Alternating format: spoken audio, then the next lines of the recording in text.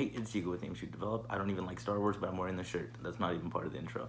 Today I'm going to be talking about trail cameras. It's such a really weird niche thing that has such a specific subgenre of uses, if that makes sense. It wasn't really tailored towards photographers, it was tailored towards hunters, or even in some senses, security. Here I have this Olympus Stylus that I'm going to talk about.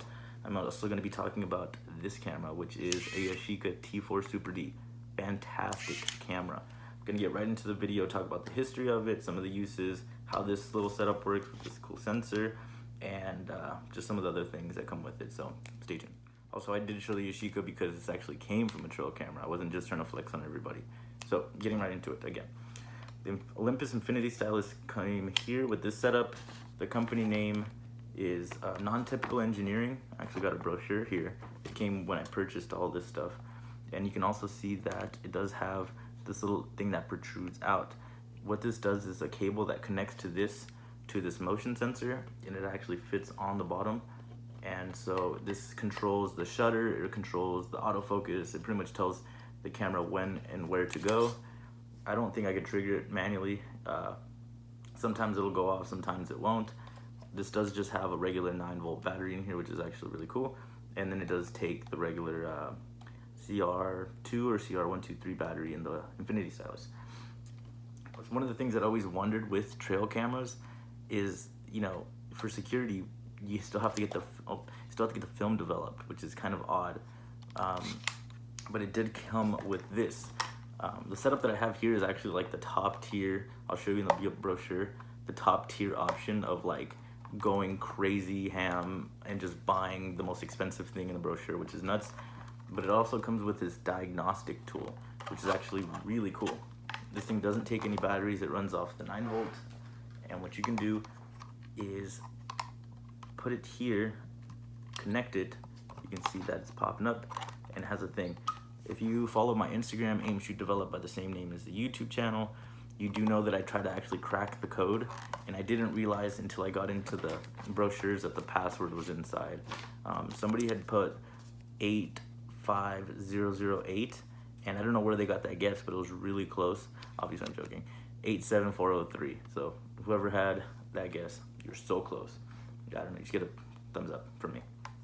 But it does give you a ton of functionality of things that you can do. Also, it does tell you if the remote got triggered or if the sensor motion got anything. So before you develop the film, you have a really good idea of who is passing by. Plus, you can use this as a log to compare to times, because this does have a date back. So I would say altogether, this is such a crazy setup. Like, this thing is ridiculous.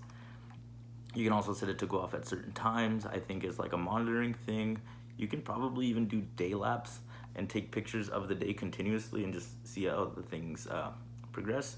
You can make it so it turns off at a certain time, which is really cool. But the best part about this, or the selling part that's in the little brochure, is that you can modularly take this part off and then pretty much set all the presets and then just tie this to a tree or wherever you want to monitor it, and pretty much have that going. I think that's really cool. It also did come with this little hard case that you put over. It goes over the flash, and it should do it. It'll still show up on the motion sensor, but if we were to plug it back in, it would go crazy saying that that this thing was going off, and it'll probably do, I think I have it set to like every 2 seconds that it motion senses, it records it into the thing, and it records up to 500. Even though there's only 36 exposures, it'll still tell you up to 500 times on this little monitor that it did get triggered, which is actually really cool. So looking at the brochure, I think they really put into perspective how expensive film cameras were back in the day. I know there's times where people were kind of complaining about spending, about $100 on a film camera, or even some of these setups that sometimes you find at yard sales or garage sales for, 10, 20 bucks. I actually ended up paying something really competitive for this, for what the setup is. And I don't even think the person who sold it to me looked at the brochure, honestly. But, so the keypad and the motion sensor is $199.95. And that's, it doesn't give you the password protection, which you're paying extra for, but obviously, like, that's really nuts. Plus the Olympus that's custom retrofitted. You can't obviously connect that setup to any other camera. It has to be their specific camera, because They hardwired the electronics into it. Like they literally took it apart, soldered some pieces to take over the functions with the sensor. And so you have to use their Olympus Mju 1 or the Infinity Stylus, which is the same camera. But altogether, that setup with the little hutch thing to cover it, and the little connectivity thing you're looking at, I believe it's this one, 334 right here. I don't think that actually comes with the sensor. These things overall, here's the big boy one, photographic and event recording. I think this one's missing the mount, but the biggest one, which is I think everything, which is that True Blue, is what I have here, is $434.90. You know, you're saving 10 cents on that $440, so it's, you know, it's a smart buy, I think. But you know, these things are expensive back in the day. This one had come out in 1995. You can see by some of the pamphlets, and it does give you options to even buy more stuff, like camouflaging some of the stuff, or like a little mount so you can mount it to a tree so it looks more inconspicuous. I think that's like a $20 to $30 upgrade. But I did find a few of these, which is another little trail camera. It's a different setup, and sometimes they put lower end, well, I mean, at the time these things were expensive, but these Samsung cameras that have all these really cool features, like fill flash, has a diopter, has a panoramic little thing. You know, back in the day, these were really expensive, and I run some tests, but every once in a while you get lucky if you're actively looking for them, and you do get that Yashica T4. You can see again connected to the thing. I actually managed to snag 2 of them. So the T4 Super D is the one with the cool super scope. You can see it here, the light. You can use it as like a waist level viewfinder, but it's completely connected to this camera, to this setup.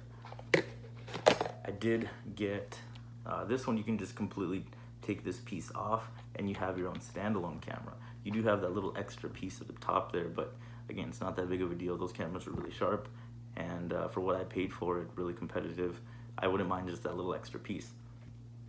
So after running some tests on this one as a scapegoat, because I wasn't gonna try to ruin the Yashica one, I took off this thing and snipped the thing and saw that it still had functionality, which is pretty cool. So what I did is just took the plunge like I was like a bomb squad person and just cut all the wires. And what had happened is it did turn on, obviously. I did some tests, but since the shutter button is completely taken out, I mean, this thing is just like a plastic little goop thing. There's no press, there's no nothing. But the Yashica does have a self-timer button that gives you 10 seconds. So if you're to press it and in 10 seconds pretty much take a picture, it'll take you, so you can pretend to be like 3, 2, okay, and then, you know, kind of lie to the subjects and be like, oh, I have control of the shutter, even though it's on a time stamp kind of thing.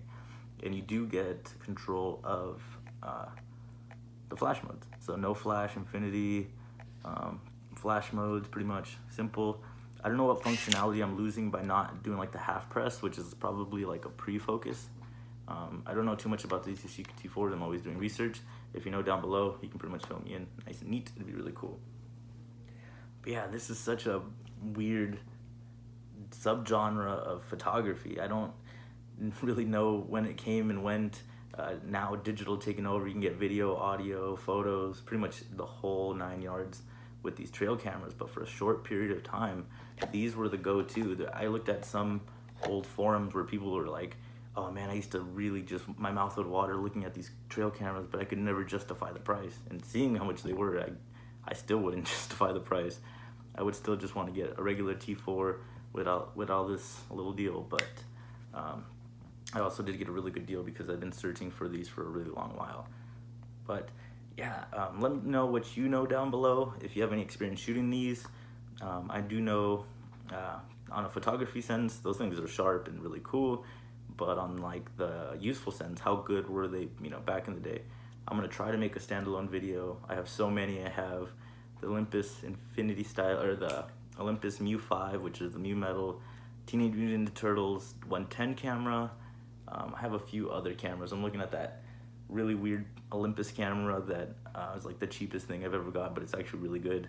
So I'm gonna focus on some of these things. But yeah, that's pretty much it. I'm always learning. You can shoot me a DM.